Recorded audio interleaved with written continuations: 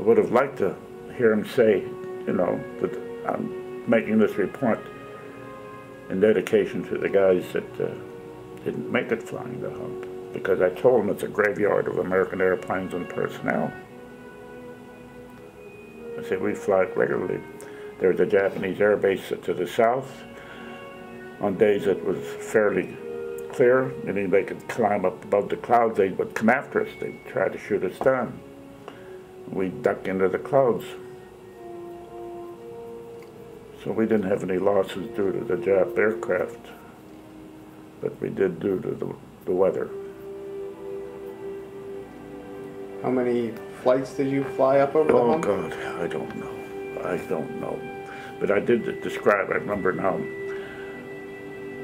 the peaks and valleys created updrafts and downdrafts. And on days when the weather was strong, the winds were strong, you'd hit an updraft and they'd just carry the airplane up while we're fighting the controls and keeping the nose down to keep from, you know, getting up, and we'd pick up 2,000 feet just like that.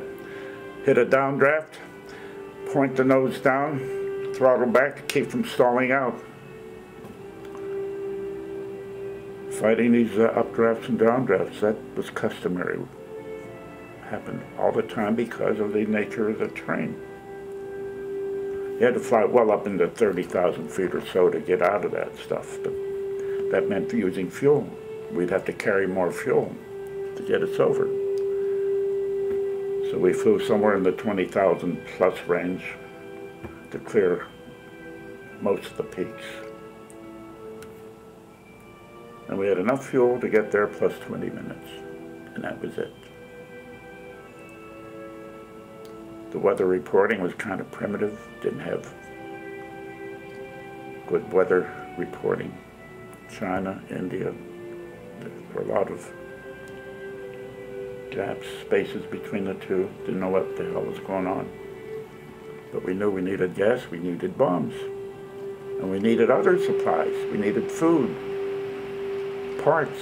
We needed. I explained to them, we were on the end of the supply line. The war was being fought in Europe. We were get whatever personnel, aircraft, supplies, whatever left over. And they could only come over the Hump. That's the only way we could get it, and so they're limited what they could get to us. We weren't eating GI food, rations. The Chinese were trying to feed us, and they were starving. We picked up diseases. We had malnutrition, deficiencies. I said, I have chronic teeth, gum trouble. Our gums receded, our teeth got loose, they fell out. But nothing was done. By the theater director, we were entitled to and should have received a gallon of fruit juice a month. We never got 1 gallon. Not one. All the time I was there. Medical supplies were short. We're short everything. And I remember telling him, now, the men were not motivated to fly these missions, bombing missions. They realized we're at the tail end of everything, and everything was so primitive, and we sent out, and our losses were great because when we flew during the daytime, the Jap Zeros got us. We couldn't have fighter cover go with us because our missions were so long, so far. So the plan was changed to have us hit the target at dusk and then return under cover of darkness. So we were safe from the Zeros, but navigation became a problem. It was all darkness, all black out there.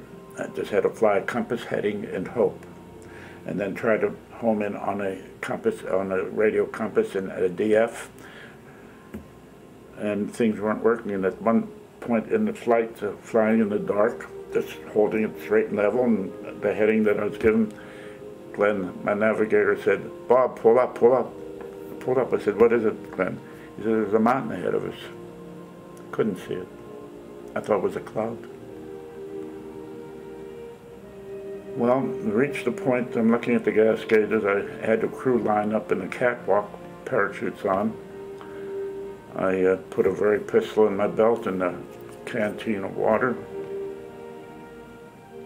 and had the crew stand by. We were going to bail out, and the radio operator working frantically to get a fix.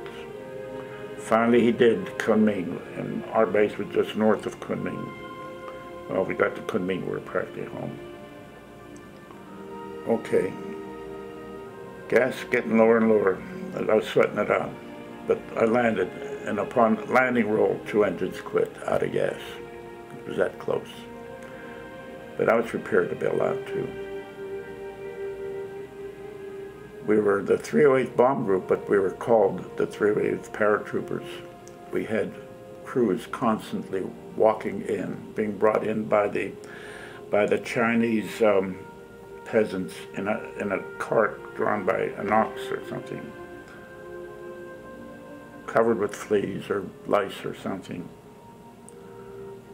Because the Chinese, the friendly Chinese, would pick up our guys when they bailed up and conceal them from the Japs, because when the Japs captured them, they tortured them. Some terrible stories came back to us of how they treated our guys.